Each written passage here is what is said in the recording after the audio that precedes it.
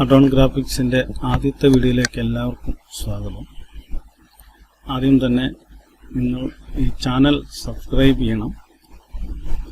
നിങ്ങളുടെ പ്രോത്സാഹനം വളരെ അത്യാവശ്യമാണ്.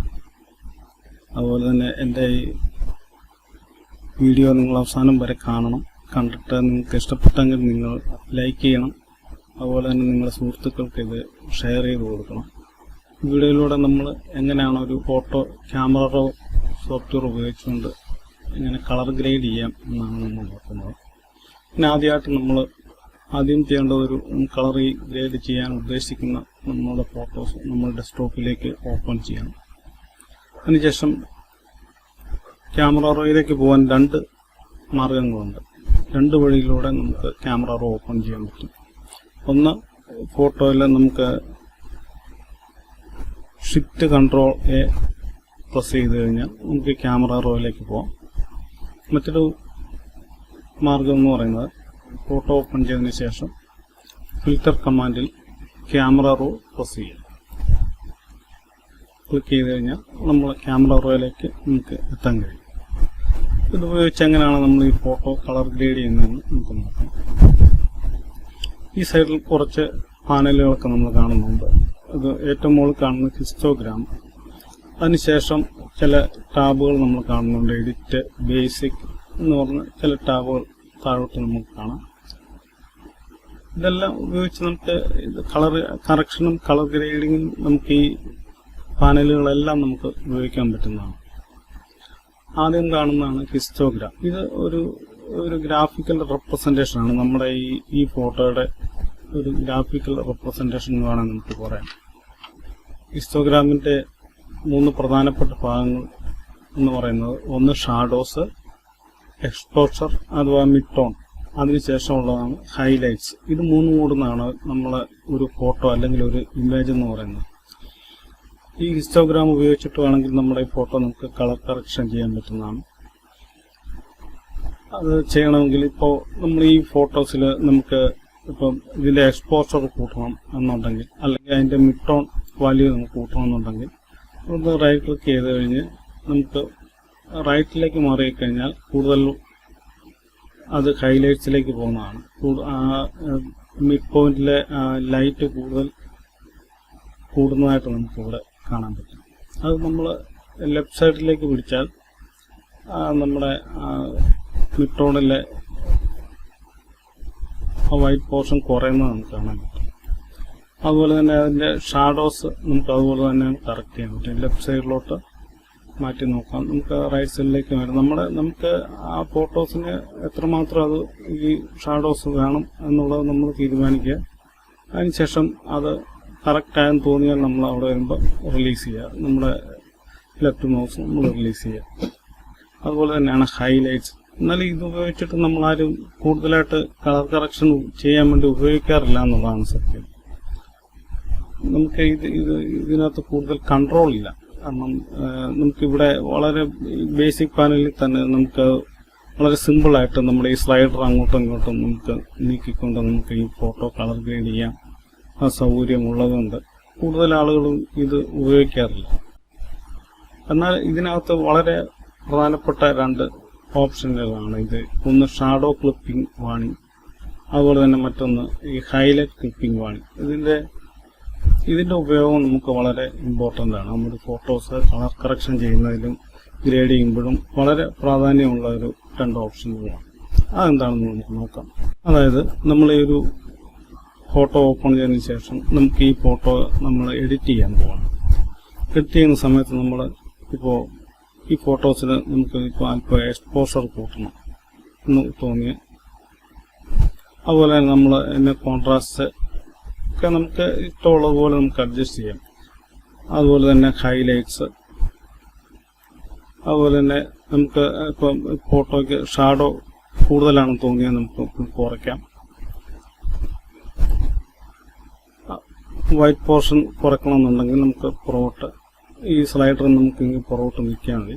അതുപോലെ തന്നെ ബ്ലാക്കിൻ്റെ ഡെപ്ത് എത്ര വേണം എന്ന് നമുക്ക് ഇവിടെ ഈ ബ്ലാക്കിൻ്റെ ഈ സ്ലൈഡർ നീക്കിക്കൊണ്ട് നമുക്ക് കാൽക്കുലേറ്റ് ചെയ്യാൻ പറ്റും. നമ്മൾ പറഞ്ഞു വന്നത് ഈ രണ്ട് ഓപ്ഷനെ കുറിച്ചാണ്. ഇതിനകത്ത് നമ്മളിങ്ങനെ ചെയ്യുന്ന സമയത്ത് ഇപ്പോൾ നമ്മൾ കൊടുക്കുന്ന എക്സ്പോഷർ വാല്യൂ ഇപ്പോൾ കൂടിപ്പോയെന്ന് വിചാരിക്കും. ഇങ്ങനെ കൂടിപ്പോകുന്ന സമയത്ത് എന്താ സംഭവിക്കുന്നത് വെച്ച് കഴിഞ്ഞാൽ നമ്മൾ ഇത്രയും ഭാഗത്തെ ഡീറ്റെയിൽസ് നമുക്ക് നഷ്ടപ്പെടുന്നു എന്നുള്ളതാണ്. അതുപോലെ തന്നെ എക്സ്പോഷർ പോലെ തന്നെയാണ് ഹൈലൈറ്റ്സും നമ്മൾ ഒത്തിരി കൂട്ടിക്കഴിഞ്ഞാൽ നമുക്ക് ഈ ഇവിടുത്തെ ഡീറ്റെയിൽസ് നഷ്ടപ്പെടും. അതുപോലെ തന്നെ ഈ വൈറ്റ്സും നമ്മൾ ഒത്തിരി ഈ സൈഡ് നമ്മൾ വലത്തോട്ട് ഒത്തിരി നീക്കുന്ന സമയത്ത് നമ്മൾ ഈ ഫോട്ടോസിലെ ആ വൈറ്റ് എന്ന് പറയുന്ന കളർ കൂടുതലായിട്ട് കയറി വരികയും ഇത്ര ഭാഗത്തുള്ള ഡീറ്റെയിൽസ് നഷ്ടപ്പെടുകയും ചെയ്യും. ഇത് നമുക്ക് കാണിച്ചു തരുന്ന ഒരു വാണിംഗ് ആണ് ഈ പറയുന്ന ഈ രണ്ട് ഓപ്ഷനുകൾ. അതായത് ഇപ്പോൾ നമ്മൾ ഈ ഫോട്ടോ ഇതൊന്ന് റീസെറ്റ് ചെയ്യാണ്. ഇത് നമ്മൾ നോർമലായി കിടക്കുകയാണെന്ന് വിചാരിക്കുക. ഇത് റീസെറ്റ് ചെയ്യുന്നതിന് നമ്മൾ ഈ കാണുന്ന ഈ ടാബിൽ നമ്മൾ ഡബിൾ ക്ലിക്ക് ചെയ്ത് കഴിഞ്ഞാൽ അത് സെൻറ്ററിലേക്ക് വരുന്നു. അപ്പോൾ നമ്മൾ കൊടുക്കുന്ന എക്സ്പോഷറിന്റെ വാല്യൂ കൂടി കഴിയുമ്പോൾ നമുക്കിവിടെ ഈ വാണിംഗ് വരും, റെഡ് സിമ്പിൾ. എന്നാൽ ഇത് പ്രിന്റിങ്ങിന് നമുക്ക് ഈ റെഡ് കളർ വരത്തില്ല. എന്നാൽ നമുക്ക് ഇതൊരു വാണിംഗ് ആണ്. നമ്മളിപ്പോൾ ചെയ്തുകൊണ്ടിരിക്കുന്ന ഈ ഫോട്ടോയിൽ ഈ എക്സ്പോഷർ കൂടുതലാണ്, അല്ലെങ്കിൽ അത്രയോ ഈ റെഡ് കളർ കാണിക്കുന്ന ഏരിയയിൽ നമ്മുടെ ഈ ഫോട്ടോയുടെ ഡീറ്റെയിൽസ് നഷ്ടപ്പെട്ടു കൊണ്ടിരിക്കുന്നു എന്നുള്ള ഒരു വാണിംഗ് ആണ് ഈ ഹൈലൈറ്റ് ക്ലിപ്പിംഗ് വാണിംഗ് എന്ന് പറയുന്നത്. ഇത് നമ്മളിപ്പോൾ ഇങ്ങനെ കൂടിക്കിടക്കുകയാണെന്നുണ്ടെങ്കിൽ നമുക്ക് എക്സ്പോഷർ വാല്യൂ കുറച്ച് നമുക്കത് മാറ്റാൻ പറ്റും. അതുപോലെ തന്നെ ഹൈലൈറ്റ്സ് കുറച്ചുകൊണ്ട് നമുക്കത് കറക്റ്റ് ചെയ്യാൻ പറ്റും. അതുപോലെ ഇപ്പോൾ വൈറ്റ് കൂടുതലാണെന്നുണ്ടെങ്കിൽ വൈറ്റ് നമുക്ക് ആ സ്ലൈഡർ പുറകോട്ട് മാറ്റിയാൽ നമുക്കത് ഒഴിവാക്കാൻ പറ്റും. നമ്മളിപ്പോൾ പറഞ്ഞത് ഹൈലൈറ്റ്സിനെ കുറിച്ചാണ്. അതുപോലെ തന്നെ ഈ ഷാഡോ ക്ലിപ്പിംഗ് എന്ന് പറയുന്ന മറ്റൊരു ഓപ്ഷനുണ്ട്. ഇത് നമ്മൾ ഈ പിക്ചറിൽ കൂടുതൽ നമ്മൾ ചെയ്തു വരുമ്പോൾ കോൺട്രാസ്റ്റ് കൂടുകയോ അല്ലെങ്കിൽ ബ്ലാക്ക് പോർഷൻ ബ്ലാക്ക് കളർ നമ്മൾ ഈ ഒരു സ്ലൈഡർ നമ്മൾ ആവശ്യത്തിൽ കൂടുതൽ ലെഫ്റ്റിലേക്ക് മാറ്റുകയോ അല്ലെങ്കിൽ അതിൻ്റെ ഷാഡോസ് നമ്മൾ കൂടുതൽ കുറയ്ക്കുകയോ ചെയ്തു കഴിഞ്ഞാൽ നമുക്ക് ഈ ഷാഡോ ക്ലിപ്പിംഗ് വാണിംഗ് വരും. ഇത് നമ്മൾ വളരെ എഡിറ്റിംഗിൽ വളരെ നമുക്ക് ഗുണം ചെയ്യുന്ന ഒരു ഓപ്ഷനാണ്.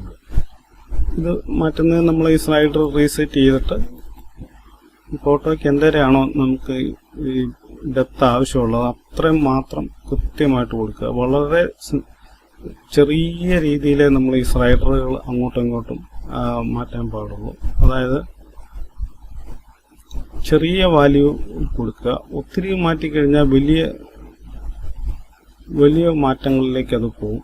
അതുകൊണ്ട് വളരെ ശ്രദ്ധിച്ച് വളരെ ചെറിയ വാല്യൂകൾ കൊടുക്കുക എന്നുള്ളതാണ്. ഫോട്ടോയ്ക്ക് ആവശ്യമുള്ളത് മാത്രം നമ്മൾ കൊടുക്കുക. അതാണ് ഈ രണ്ട് ഓപ്ഷന്റെ പ്രത്യേകത. പിന്നെ ഈ ഹിസ്റ്റോഗ്രാമിൽ കാണുന്ന ഇത് നമ്മുടെ മെറ്റാഡാറ്റയാണ്. അതായത് നമ്മൾ ഓപ്പൺ ചെയ്തിരിക്കുന്ന ഫോട്ടോയെ കുറിച്ചുള്ള ഡീറ്റെയിൽസുകളാണ്. അതായത് നമ്മൾ എക്സ്പ്ലോർ ചെയ്യുമ്പോൾ നമ്മൾ ഫോട്ടോസ് റൈറ്റ് ക്ലിക്ക് ചെയ്ത് കഴിഞ്ഞാൽ ആ ഫോട്ടോസിന്റെ പ്രോപ്പർട്ടീസ് നമുക്ക് കാണാൻ പറ്റും. അതിൽ കാണുന്ന അതേ ഡീറ്റെയിൽസ് ഒക്കെയാണ് ഇവിടെ കിടക്കുന്നത്. ഇതാണ് പ്രധാനമായിട്ട് ഹിസ്റ്റോഗ്രാം കൊണ്ട് ഉദ്ദേശിക്കുന്നത്. ഞാനിപ്പോൾ ഫോട്ടോ കറക്റ്റ് ചെയ്യുന്ന സമയത്ത് ഈ ജസ്റ്റ് ഇതൊന്ന് പറഞ്ഞു എന്ന് മാത്രമേ ഉള്ളൂ. അതിനുശേഷം കാണുന്ന ഒരു പ്രധാന ഓപ്ഷനാണ് ഈ എഡിറ്റ് എന്ന് പറയുന്ന ഓപ്ഷൻ. ഇത് നമ്മുടെ ഈ കളർ കറക്ഷൻ നമ്മൾ ഈ കൊടുക്കുന്ന ബേസിക് കറക്ഷൻ്റെ ഒരു റെഡിമെയ്ഡ് ഫോമാണ്. അതായത് നമുക്കിപ്പോൾ ഒരു ഫോട്ടോ പെട്ടെന്ന് കറക്റ്റ് ചെയ്യണമെന്നുണ്ടെങ്കിൽ നമ്മൾ ബേസിക് കറക്ഷനിൽ നമ്മളിവിടെ ഒത്തിരി ചെയ്യുന്നതിന് മുമ്പ് തന്നെ ആദ്യമായിട്ട് ഒരു ഓട്ടോ കറക്ഷൻ കൊടുക്കുകയാണെങ്കിൽ ഫോട്ടോ ജസ്റ്റ് കമ്പ്യൂട്ടർ തന്നെ ഈ ക്യാമറ റോ തന്നെ അത് ആ ഫോട്ടോ ഒരു ഓട്ടോ കറക്ഷൻ ചെയ്ത് നമുക്ക് ഒരു ഫെയർ ആയിട്ടുള്ള ഒരു വാല്യൂയിലേക്ക് നമുക്ക് വരാൻ പറ്റും. അതിനുശേഷം നമുക്ക് ഈ ഓപ്ഷൻ എടുത്തിട്ട് നമുക്ക് കുറച്ചുകൂടെ കറക്റ്റ് ചെയ്യണമെങ്കിൽ കറക്റ്റ് ചെയ്യാൻ പറ്റും. അതാണ് ഈ ഓട്ടോ എന്ന് പറയുന്ന പാനലിന്റെ പ്രധാന ഉദ്ദേശം. അതുപോലെ തന്നെ ഇപ്പോൾ നമ്മൾ ഈ ഫോട്ടോ നമ്മളൊരു കളറിലാണ് കാണുന്നത്. ഇത് നമുക്ക് വേണമെങ്കിൽ ബ്ലാക്ക് ആൻഡ് വൈറ്റിലേക്ക് കൺവേർട്ട് ചെയ്യാൻ പറ്റും. ബ്ലാക്ക് ആൻഡ് വൈറ്റ് ആയിട്ട് നിന്നുകൊണ്ട് തന്നെ നമുക്ക് ഇതിന്റെ കളർ കറക്ഷൻ ഒക്കെ ചെയ്യണമെങ്കിൽ അങ്ങനെയും ചെയ്യാം. ഈ രണ്ട് ഓപ്ഷനാണ് ഇതിനകത്ത് ഈ എഡിറ്റിനകത്ത് പ്രധാനമായിട്ടുള്ളത്. പിന്നെ മറ്റൊന്നെന്ന് പറഞ്ഞത് ഒരു പ്രൊഫൈലാണ്. നമ്മളിപ്പോൾ അറിയാം ഫോട്ടോ കളർ പ്രൊഫൈലിലാണ് കിടക്കുന്നത്. നമുക്കിത് അതിൻ്റെ മറ്റു തരത്തിലുള്ള പ്രൊഫൈലുകളിലേക്ക് പോകണമെങ്കിൽ റെഡിമെയ്ഡ് ആയിട്ടുള്ള ചില പ്രൊഫൈലുകൾ ഇവിടെ കൊടുത്തിട്ടുണ്ട്. അത് നമുക്ക് കൊടുക്കാൻ പറ്റും. ഇത് ബേസിക് ആണ്. പിന്നെ ആർട്ടിസ്റ്റിക് എന്ന് പറഞ്ഞൊരു ഇതുണ്ട്. ഇത് വളരെ ഓരോ ടോണൽ എഫക്റ്റുകളാണ്. നമുക്ക് ഇതിലേതെങ്കിലും ഒരെണ്ണം സെലക്ട് ചെയ്തതിന് ശേഷം അത് വീണ്ടും എഡിറ്റ് ചെയ്യണമെങ്കിൽ അങ്ങനെ വളരെ എളുപ്പത്തിൽ ചെയ്യാൻ പറ്റുന്ന സൗകര്യത്തിന് വേണ്ടി ചെയ്തിരിക്കുന്ന ഒരു ഇതാണ്. ഇത് നമ്മൾ മുമ്പ് കണ്ടതാണ് ബ്ലാക്ക് ആൻഡ് വൈറ്റ് ഓപ്ഷൻ. അതുപോലെ തന്നെ മറ്റൊന്നാണ് മോഡേൺ. ഇതിനകത്തും നമുക്ക് ഇഷ്ടമുള്ള ഒരു പ്രൊഫൈലിലേക്ക് നമുക്ക് വേഗം റെഡിമെയ്ഡായിട്ട് തന്നെ പെട്ടെന്ന് തന്നെ നമുക്ക് കറക്റ്റ് ചെയ്യാൻ പാകത്തിന് കൊണ്ടുവന്നിരിക്കുന്ന ഒരു ഓപ്ഷനാണ്.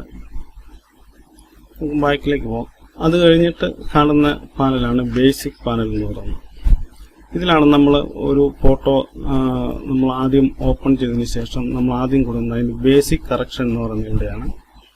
ആദ്യം കാണുന്ന ഈ ഭാഗം എന്ന് പറയുന്നത് ഇതിൻ്റെ വൈറ്റ് ബാലൻസിനെ സംബന്ധിക്കുന്ന കാര്യങ്ങളാണ്. നമ്മൾ ക്യാമറയിൽ കാണുന്ന അതേ വൈറ്റ് ബാലൻസ് എന്ന് പറയുന്ന അതേ ഓപ്ഷനാണിത്. അതിനുശേഷം അതിൻ്റെ എക്സ്പോഷർ, കോൺട്രാസ്റ്റ്, ഹൈലൈറ്റ്, ഷാഡോസ് എന്ന് പറയുന്ന ഈ ഒരു ഭാഗം നമുക്ക് അതിൻ്റെ ലൈറ്റ് എങ്ങനെ നമുക്ക് അഡ്ജസ്റ്റ് ചെയ്യാം, അതിന് കൊടുക്കുന്ന ലൈറ്റ്, അതിൻ്റെ കോൺട്രാസ്റ്റ്, അത്തരം കാര്യങ്ങളൊക്കെ നമുക്ക് ഇവിടെ ക്രമീകരിക്കാൻ പറ്റും. പിന്നെ അതിനുശേഷം കാണുന്നതാണ് ടെക്സ്ചർ ക്ലാരിറ്റി ഡിഹൈസ് എന്ന് പറഞ്ഞൊരു ഓപ്ഷൻ. ഇത് നമ്മൾ ഈ ഫോട്ടോയുടെ മൊത്തത്തിലുള്ള ഒരു ക്ലാരിറ്റി സംബന്ധമായിട്ട് നമുക്ക് ചെയ്യാൻ പറ്റുന്ന ഒരു സെക്ഷനാണിത്. അതിനുശേഷം കളർ സംബന്ധമായിട്ടുള്ള കറക്ഷനാണ് ഇവിടെ. അതിൻ്റെ വൈബ്രൻസ് നമ്മൾ കൊടുക്കുന്ന ഈ ഫോട്ടോയുടെ അതിൻ്റെ വൈബ്രൻസ് കൂട്ടണമെങ്കിൽ കൂട്ടാം. അതുപോലെ അതിൻ്റെ സാച്ചുറേഷൻ, അതുപോലുള്ള കാര്യങ്ങളാണ് ഈ ബേസിക് പാനലിൽ ചെയ്യുന്നത്. സാധാരണ ചിലർക്ക് ഒരു കൺഫ്യൂഷൻ ഉണ്ടാകാറുണ്ട്. എന്താണ് ഈ കളർ കറക്ഷൻ, കളർ ഗ്രേഡിങ് എന്താണെന്നൊക്കെ പലരും ചോദിക്കാറുണ്ട്. കളർ കറക്ഷൻ പ്രധാനമായിട്ട് ഉദ്ദേശിക്കുന്നത് നമ്മൾ എക്സ്പോസ് ചെയ്ത് കൊണ്ടുവരുന്ന അല്ലെങ്കിൽ നമ്മൾ എക്സ്പോസ് ചെയ്യുന്ന ഫോട്ടോ നമ്മൾ ആ ഫോട്ടോയുടെ അതേ വാല്യൂവിൽ നിന്നുകൊണ്ട് തന്നെ ആ ഫോട്ടോയെ ഒന്ന് കളർ കറക്റ്റ് ചെയ്തെടുക്കുക, അല്ലെങ്കിൽ അതിൻ്റെ നിലവിൽ ആ ഫോട്ടോസിനുള്ള കുറവുകൾ എന്താണോ അത് നമ്മൾ പരിഹരിച്ച് അതിന് ലൈറ്റ് കുറവുണ്ടെങ്കിൽ ലൈറ്റ് കൊടുക്കുക, എക്സ്പോഷർ കുറവുണ്ടെങ്കിൽ എക്സ്പോഷർ കൊടുക്കുക. അതുപോലെ തന്നെ കോൺട്രാസ്റ്റ്, അതിന് ഡെപ്ത്, ആ ഫോട്ടോയ്ക്ക് കൂടുതൽ ഡെപ്ത് വേണമെങ്കിൽ ഡെപ്ത് കൊടുക്കുക. അതിന് ക്ലാരിറ്റി കുറവുണ്ടെങ്കിൽ അത് നമ്മൾ മെയിൻറ്റെയിൻ ചെയ്യുക. അതിന് കളർ ഇപ്പോൾ വൈബ്രൻസ് കുറവാണെങ്കിൽ അങ്ങനെ മൊത്തത്തിൽ ആ ഫോട്ടോയുടെ മൊത്തത്തിൽ കളർ നമുക്ക് അറേഞ്ച് ചെയ്യണമെങ്കിൽ കൂട്ടണമെങ്കിൽ നമുക്ക് സാച്ചുറേഷൻ അല്പം കൂട്ടി കൊടുത്തു കഴിഞ്ഞാൽ ഫോട്ടോയുടെ കളർ നമുക്ക് ഒറ്റയടിക്ക് തന്നെ അത് ചെയ്യാൻ പറ്റും. അപ്പോൾ ഇതൊക്കെയാണ് ഒരു ബേസിക് കറക്ഷൻ പറയുന്നത്, അതായത് കളർ കറക്ഷനകത്ത് വരുന്ന കാര്യങ്ങൾ. എന്നാൽ കളർ ഗ്രേഡിംഗ് എന്ന് പറയുമ്പോൾ നമ്മൾ ഈ ഫോട്ടോ ഇപ്പോൾ ഈ കാണുന്ന ഫോട്ടോയുടെ ഇതിൻ്റെ ഒരു ടോണൽ ഡിഫറൻസ് ആണ്. അതായത് ഈ ഒരു ഔട്ട്ലുക്ക് മാറും, ഫോട്ടോയുടെ ഈ ഔട്ട്ലുക്ക് മാറി നമ്മൾ പുതിയൊരു ഫോട്ടോയ്ക്ക് ഒരു പുതിയൊരു ഫീൽ കൊടുക്കുക. അതാണ് പ്രധാനമായിട്ട് ഈ കളർ ഗ്രേഡിംഗ് എന്ന് പറയുന്നത് ഉദ്ദേശിക്കുന്നത്. നമുക്ക് ഈ വൈറ്റ് ബാലൻസിൻ്റെ ഈ ഒരു സെക്ഷനിലേക്ക് പോകാം. ഇവിടെ ആദ്യം കാണുന്നതാണ് ആസ്, ഷോട്ട്, ഓട്ടോ, കസ്റ്റം എന്ന് പറയുന്ന 3 ഓപ്ഷനുണ്ട്. ഇതിപ്പോൾ ഈ ആസ് ഷോട്ട് എന്ന് പറഞ്ഞാൽ നമ്മൾ ഈ ഫോട്ടോ യൂസ് ചെയ്യുന്ന സമയത്ത് ക്യാമറയിൽ കൊടുത്തിരിക്കുന്ന ആ ഒരു സെറ്റിങ്സ് അതുപോലെ തന്നെ നമുക്ക് ഈ ഫോട്ടോയ്ക്ക് ഇപ്പോൾ ഇവിടെ വേണം എന്നുണ്ടെങ്കിൽ നമ്മൾ ആസ് ഷോട്ട് തന്നെ സെലക്ട് ചെയ്യണം. അതല്ല നമുക്ക് ഓട്ടോ വൈറ്റ് ബാലൻസ് ആണ് വേണ്ടത് എന്നുണ്ടെങ്കിൽ നമുക്ക് ഇവിടെ ഓട്ടോ കൊടുക്കാം. അല്ലെങ്കിൽ നമുക്ക് കസ്റ്റം, നമ്മൾ പുതിയതായിട്ട് നമുക്ക് ഈ ഒരു പുതിയൊരു വൈറ്റ് ബാലൻസ് നമുക്ക് ഈ ക്യാമറയ്ക്കകത്ത് ഇപ്പോൾ സെറ്റ് ചെയ്യണമെന്നുണ്ടെങ്കിൽ ഇവിടെ നിന്നുകൊണ്ട് തന്നെ നമുക്ക് ഇത് സെറ്റ് ചെയ്യാൻ പറ്റും. അതാണ് ഈ 3 ഓപ്ഷൻ്റെ ഡിഫറൻസ് എന്ന് പറയുന്നത്. ഇത് നമുക്ക് മാനുവലായിട്ട് കറക്റ്റ് ചെയ്യണമെങ്കിൽ ഇവിടെ അതിൻ്റെ റൈറ്റ് സൈഡിലൊരു സിമ്പിൾ കൊടുത്തിട്ടുണ്ട്. അവിടെ ഐക്കണിൽ ക്ലിക്ക് ചെയ്തുകൊണ്ട് നമുക്ക് വേണമെങ്കിൽ ഈ ഫോട്ടോ ഇതിൻ്റെ ന്യൂട്രലായിട്ടുള്ള കളറിലേക്ക് ക്ലിക്ക് ചെയ്ത് കഴിഞ്ഞാൽ നമുക്കിവിടെ ഇതിൻ്റെ വൈറ്റ് ബാലൻസ് ഇപ്പോൾ ഇവിടെ സെറ്റ് ചെയ്യാൻ പറ്റും. ഇതിപ്പോൾ കൂടിയാൻ തോന്നുവാണെങ്കിൽ നമുക്ക് അതല്പം കുറച്ച് വൈറ്റ് ബാലൻസ് നമുക്ക് അഡ്ജസ്റ്റ് ചെയ്യാൻ പറ്റും. ഇതാണ് ഇതിനകത്ത് പ്രധാനമായിട്ട് ഉദ്ദേശിക്കുന്ന സംഗതികൾ. റോ ഫോട്ടോസ് ആണെങ്കിൽ നമുക്ക് ഇത് വളരെ ഈ ഒരു വാല്യൂവിന്റെ റേഞ്ച് കൂടുതലാണ്. ഇതിപ്പോൾ നമ്മൾ ക്യാമറയിൽ തന്നെ നമ്മൾ JPEG ആയിട്ട് കൺവേർട്ട് ചെയ്ത് വരുന്ന ഔട്ട്പുട്ട് ആയതുകൊണ്ട് നമുക്ക് ഇതിനകത്ത് വളരെ കുറവ്, അതായത് ഇതിന്റെ ഏറ്റവും പ്ലസ് വാല്യൂ എന്ന് പറയുന്നത് 100, ഇങ്ങോട്ട് വന്നു കഴിഞ്ഞാൽ -100. ഇത്രയേ ഉള്ളൂ. ഈ ഒരു റേഞ്ച് മാത്രമേ നമുക്ക് ഇതിനകത്ത് ഈ ഒരു വൈറ്റ് ബാലൻസ് നമുക്ക് ഉപയോഗിക്കാൻ പറ്റുള്ളൂ. മറ്റേ റോ ഫോട്ടോസ് ആണെങ്കിൽ നമുക്ക് വളരെ കൂടുതലായിട്ട് പറ്റും. അപ്പോൾ ഈ JPEG ഫോട്ടോ ക്യാമറ റോയിൽ നമ്മൾ ഓപ്പൺ ചെയ്ത് എഡിറ്റ് ചെയ്യുന്നതിന് ചില ലിമിറ്റേഷൻസ് ഉണ്ട്. ഇത് ക്യാമറ റോ എന്നുള്ള പേര് തന്നെ നമുക്കറിയാമല്ലോ. റോ ഫയൽസ് എഡിറ്റ് ചെയ്യാൻ വേണ്ടിയിട്ട് മാത്രമാണ് കൂടുതൽ ഈ ക്യാമറ റോ ഉപയോഗിച്ചുകൊണ്ടിരിക്കുന്നത്. എന്നാൽ നമുക്ക് ആ സെറ്റിങ്സിന്റെ JPEG നമുക്ക്, അതായത് ഈ JPEG ഫോർമാറ്റിലുള്ള ഫോട്ടോസും നമുക്ക് എഡിറ്റ് ചെയ്യാൻ പറ്റും. ഇങ്ങനെ ഒരു ചെറിയൊരു ഡ്രോബാക്സ് ഇതിനുമുണ്ട്. പിന്നെ അടുത്ത സെക്ഷനിലേക്ക് പോകുകയാണെന്നുണ്ടെങ്കിൽ ക്യാമറ റോയിലെ കെൽവിനാണിത്. കെൽവിൻ എത്ര ഉണ്ടെന്ന് നമുക്ക് ക്യാമറയിൽ നമ്മൾ ഫോട്ടോഗ്രാഫർമാർ സാധാരണ ചോദിക്കാറുണ്ട്, കെൽവിൻ എത്ര ഇട്ടിരിക്കുന്നത് എന്നൊക്കെ ചോദിക്കാറുണ്ട്. അപ്പോൾ അതിന്റെ ആ കെൽവിൻ ഉദ്ദേശിക്കുന്നതാണ് ഈ ടെമ്പറേച്ചർ എന്ന് പറഞ്ഞ് ഇവിടെ കൊടുത്തിരിക്കുന്ന ഈ വാല്യൂ. അപ്പോൾ നമുക്ക് കൂടുതൽ ഇപ്പോൾ കുറച്ചുകൂടെ വാം ലുക്കിലേക്ക് പോകണമെന്നുണ്ടെങ്കിൽ നമുക്ക് ഈ യെല്ലോ അല്പം കയറ്റി ഇട്ട് കഴിഞ്ഞാൽ അതൊരു വാം ലുക്കിലേക്ക് പോകും. അപ്പോൾ ഇവിടെ ഇപ്പോൾ യെല്ലോ കൂടുതൽ നമ്മൾ എക്സ്പോസ് വന്നിരിക്കുന്ന ഈ JPEG ഫോട്ടോസ് യെല്ലോസ് കൂടുതലാണെന്നുണ്ടെങ്കിൽ നമുക്ക് ആ സ്ലൈഡർ ഈ ബ്ലൂയിലേക്ക് അല്പം ഒന്ന് കൊണ്ടുവന്നു കഴിഞ്ഞാൽ ആ ഒരു യെല്ലോ ഷെയ്ഡ് നമുക്ക് മാറ്റാൻ പറ്റും. അതുപോലെ തന്നെ ബ്ലൂവിലാണ് നമ്മൾ എക്സ്പോസ് ചെയ്തിരിക്കുന്ന കളർ കൂടുതൽ കിടക്കുന്നതെങ്കിൽ അത് നമുക്ക് യെല്ലോസിലേക്ക് കൺവേർട്ട് അല്പം ഇങ്ങോട്ട് മാറ്റിക്കഴിഞ്ഞാൽ യെല്ലോസിലേക്ക് നമുക്കത് കൊണ്ടുവരാൻ പറ്റും. അപ്പം ഫോട്ടോസിന് അല്പം ഗ്രീനറി കൂടുതലാണെന്നുണ്ടെങ്കിൽ നമുക്ക് ഈ മജന്തയിലേക്ക് അല്പം ഒന്ന് കൂട്ടിക്കഴിഞ്ഞാൽ മജന്ത ടോണിലേക്ക് ഇത് വരികയും ചെയ്യും. ഇപ്പോൾ റീസെറ്റ് ചെയ്യണമെന്നുണ്ടെങ്കിൽ ഇങ്ങനെ ചെയ്യാം. ഞാനിത് റീസെറ്റ് ചെയ്യാണ്.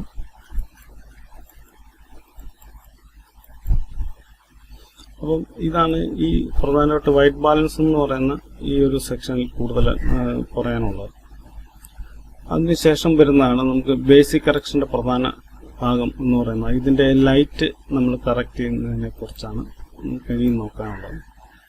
ഇപ്പോൾ ഫോട്ടോയുടെ എക്സ്പോഷർ, ഇത് നമ്മൾ ക്യാമറയിലെ എഫ്-സ്റ്റോപ്പ് വാല്യൂ, അത് നമ്മൾ എഫ്-സ്റ്റോപ്പ് നമ്മൾ പറയില്ലേ, ഇപ്പം ഇവിടെ മൂലതിന്റെ എഫ്-സ്റ്റോപ്പ് കൊടുത്തിട്ടുണ്ട്. ഈ ഫോട്ടോ എടുത്തപ്പം ആ ക്യാമറയ്ക്ക് കൊടുത്തിരിക്കുന്ന എഫ്-സ്റ്റോപ്പ് വാല്യൂ ആണ് ഈ കൊടുത്തിരിക്കുന്നത്. ആ വാല്യൂ നമുക്ക് കൂട്ടുകയും കുറയ്ക്കുകയും ഇവിടെ ചെയ്യണമെന്നുണ്ടെങ്കിൽ നമുക്കിവിടെ ചെയ്യാൻ പറ്റും. അതുപോലെ തന്നെ കോൺട്രാസ്റ്റ് കൂട്ടണമെങ്കിൽ കോൺട്രാസ്റ്റ് കൂട്ടാം. എക്സ്പോഷർ കൂടിപ്പോയെന്ന് തോന്നി കഴിഞ്ഞാൽ നമുക്കത് കുറച്ച് കുറയ്ക്കാം. അതുപോലെ തന്നെ ഈ ഫോട്ടോസിന് ഹൈലൈറ്റ്സ് കൂടുതലാണെന്ന് തോന്നിയാൽ നമുക്കത് കുറയ്ക്കാം. ഹൈലൈറ്റ്സ് ഒക്കെ നമ്മൾ ഇങ്ങനെ ഏറ്റവും ഈ ലെഫ്റ്റ് സൈഡിലേക്ക് കൊണ്ടുവയ്ക്കരുത്. പരമാവധി ഈ ഭാഗം ഇവിടെ വരെയൊക്കെ നമുക്ക് കൊണ്ടുവരാൻ പറ്റും. ഇങ്ങോട്ട് വന്നു കഴിഞ്ഞാൽ ഫോട്ടോ ഒരു ഹാലോ എഫക്ട്സിലേക്കൊക്കെ പോകും. അപ്പോൾ നമ്മൾ അത് അത്രയും ചെയ്യരുത്. നമുക്ക് ഫോട്ടോയ്ക്ക് ആവശ്യമുള്ളത് എത്രയാണോ ഹൈലൈറ്റ്സ് അത്രയും കൊണ്ട് കൊടുക്കുക അവിടേക്ക്. നമുക്ക് ആ വൈറ്റ് ഏരിയയിൽ അതിന്റെ ഡീറ്റെയിൽസ് നമുക്ക് കിട്ടണം. അതാണ് ഈ ഹൈലൈറ്റ്സ് നമ്മൾ കുറച്ച് അഡ്ജസ്റ്റ് ചെയ്ത് കാരണം.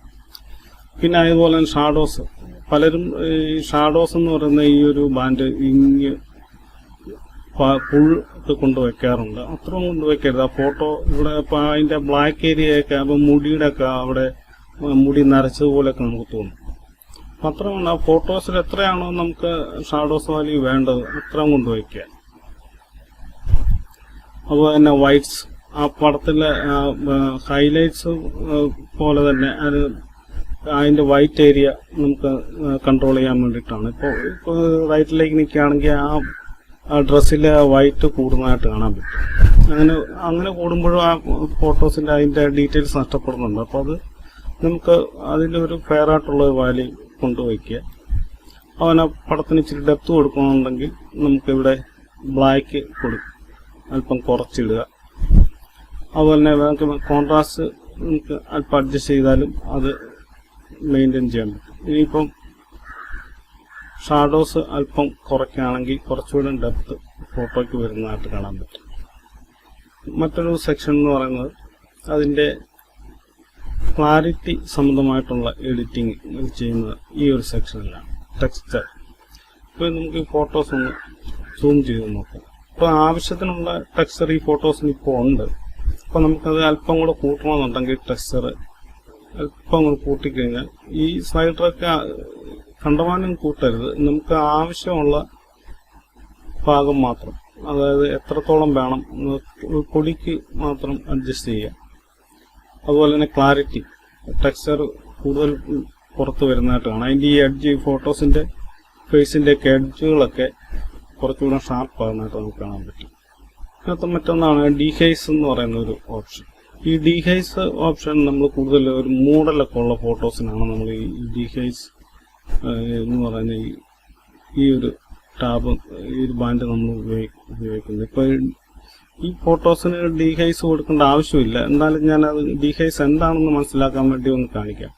ഈ ഡീഹൈസ് ഇങ്ങനെ വെക്കുമ്പോൾ മങ്ങിയ ഫോട്ടോസ് ആണെങ്കിൽ നമ്മൾ ഈ ടാബും ഈ ബാൻഡ് വലത്തേക്ക് മാറ്റുമ്പോഴത്തേക്കും ഇത് കൂട്ടുന്ന സമയത്ത് കൂടി, അതായത് ഈ ഫോട്ടോയുടെ ഡെപ്ത് കൂടുന്നതായിട്ട് കാണാൻ പറ്റും.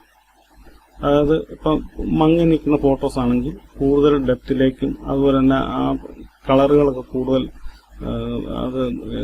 എക്സ്പോസ് ചെയ്യുന്നതായിട്ട് നമുക്ക് കാണാൻ പറ്റും. വേറൊരു ഫോട്ടോ ഞാനത് ഓപ്പൺ ചെയ്ത് കാണിക്കാം. ഇവിടെ നമുക്ക് ഈ ഡീഹൈസ് എന്താണെന്ന് നമുക്ക് കൃത്യമായിട്ട് മനസ്സിലാക്കാൻ പറ്റും. ഇപ്പോൾ ഈ ഫോട്ടോസിന് ഒരു ചെറിയ മൂടലുണ്ട്.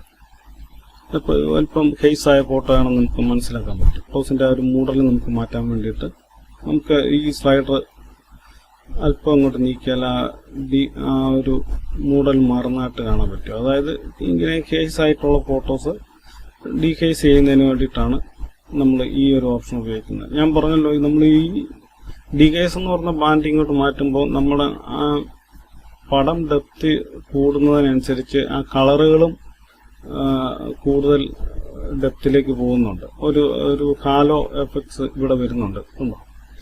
അപ്പോൾ നമ്മൾ ഈ ഒരു ഓപ്ഷൻ ഡീഹൈസ് ഒക്കെ ഉപയോഗിക്കുമ്പോൾ ആ ഫോട്ടോസിന് എന്തൊക്കെയാണോ ആവശ്യം അതിനനുസരിച്ച് നമ്മൾ കൊടുക്കുക.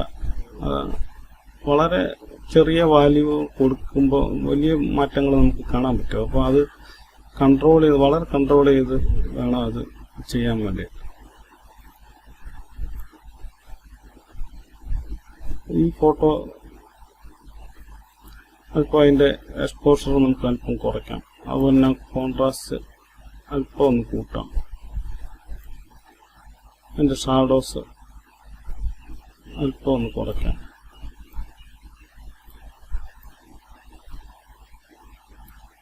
ഇപ്പോൾ ആ ഫോട്ടോയ്ക്ക് മൊത്തത്തിൽ വന്നിട്ടുള്ള മാറ്റം നമുക്ക് കാണാൻ പറ്റും. ഈ ഫോട്ടോസ് എല്ലാം ഓൾറെഡി കളർ കറക്ഷൻ ചെയ്തതാണ്. ഞാൻ എടുക്കുന്ന ഫോട്ടോസ് എല്ലാം പിക്സാബേയിൽ നിന്ന് ഡൗൺലോഡ് ചെയ്തിട്ടുള്ള ഫോട്ടോസാണ്. അപ്പോൾ ഇത് ഓട്ടോ കറക്ഷൻ, കളർ കറക്ഷൻ ഒക്കെ ചെയ്തു വരുന്ന ഫോട്ടോസാണ്. ഇപ്പോൾ ഈ ഓപ്ഷനുകൾ കാണിക്കാൻ വേണ്ടി മാത്രമാണ് നമ്മൾ ഇപ്പോൾ ഇതെടുത്ത് ഇതിങ്ങനെ കാണിച്ചത്. അപ്പോൾ നമുക്ക് ഒരു ഫോട്ടോ ഓപ്പൺ ചെയ്യുമ്പോൾ ഫോട്ടോസിന് എന്താണ് ആവശ്യമുള്ളത് അത് മാത്രം നമ്മൾ ചെയ്യുക. കളർ എഡിറ്റിംഗ് സംബന്ധമായിട്ടുള്ള സെക്ഷനാണ് ഇത് വൈബ്രൻസ്, സാച്ചുറേഷൻ എന്ന് പറഞ്ഞ ഈ രണ്ട് ബാൻഡുകൾ. ഒരു ഫോട്ടോസിന്റെ ഇതിന്റെ മിഡ് ടോണിലുള്ള വാല്യൂസ് ആണ് നമ്മൾ ഈ വൈബ്രൻസ് ഇങ്ങനെ കൂട്ടുമ്പോൾ കൂടുന്നത്. അതുപോലെ തന്നെ നമ്മൾ കുറയ്ക്കുമ്പോൾ അതിനകത്ത് പ്രധാനപ്പെട്ട കളറുകൾ അതിന്റെ വാല്യൂസ് മാത്രമേ കുറയുന്നുള്ളൂ. കളറുകൾ പൂർണ്ണമായിട്ട് അതിനകത്തൊന്നും മാറുന്നില്ല. ഇത് പ്രധാനമായിട്ടും മിഡ് ടോണിൽ മാത്രം എഫക്റ്റ് ചെയ്യുന്ന ഒരു കാര്യമാണ്. എന്നാൽ നമ്മൾ ഇവിടെ ഈ സാച്ചുറേഷൻ കൊടുക്കുന്നത് എന്താണെന്ന് വെച്ചാൽ പടത്തിന് ഓവറോൾ കളർ കൊടുക്കുക എന്നുള്ള ഉദ്ദേശത്തിലാണ്. ഇപ്പൊ ഇവിടെ പിക്സലുകളിലൊക്കെ ഏതൊക്കെ കളറുകളുണ്ടോ ആ കളറുകൾ മുഴുവൻ ഇവിടെ കൂടുന്നതായിട്ട് കാണാൻ പറ്റും. അതായത് കുറച്ച് കഴിഞ്ഞാൽ അത് ഫുൾ ഒരു ബ്ലാക്ക് ആൻഡ് വൈറ്റിലേക്ക് പോകും. അതാണ് ഈ വൈബ്രൻസും സാച്ചുറേഷനും തമ്മിലുള്ള വ്യത്യാസം. അപ്പം ബേസിക് പാനലിലുള്ള ഇത്രയാണ് നമ്മൾ ഒരു ഫോട്ടോ കളർ കറക്ഷൻ ചെയ്യുന്നതിനും കളർ ഗ്രേഡ് ചെയ്യുന്നതിനും വേണ്ടി നമ്മൾ ഉപയോഗിക്കുന്നത്. ഈ വീഡിയോയുടെ ലെങ്ത് കൂടുന്നതുകൊണ്ട് ഈ എപ്പിസോഡ് നമുക്കിവിടെ അവസാനിപ്പിക്കാം. അപ്പം നിങ്ങൾ എൻ്റെ ഈ ചാനൽ സബ്സ്ക്രൈബ് ചെയ്യാത്തവരാണെങ്കിൽ സബ്സ്ക്രൈബ് ചെയ്യണം. നിങ്ങൾക്ക് ചെയ്ത വീഡിയോ ഇൻഫോർമേറ്റീവായിട്ട് തോന്നിയെങ്കിൽ നിങ്ങൾ ലൈക്ക് ചെയ്യണം. അതുപോലെ തന്നെ കമൻറ്റ് ചെയ്യണം. പുതിയ പുതിയ കണ്ടന്റുകളുമായിട്ട് വരുന്നതിന് ഒരു പ്രോത്സാഹനമായിട്ട് മാറും. ഓക്കെ.